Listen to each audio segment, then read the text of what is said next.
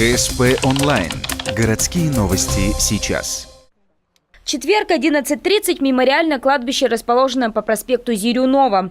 Траурная церемония захоронения останков репрессированных. Их тела были случайно найдены весной 2017-го в местечке Заболотное при въезде в город. В течение полугода над ними работали судмедэксперты, которым помогали краеведы. Было выяснено, что эти люди погибли не естественной смертью, а от пули. Это стало еще одним доказательством темного прошлого нашего города. В 30-е в Ухте проходили массовые расстрелы.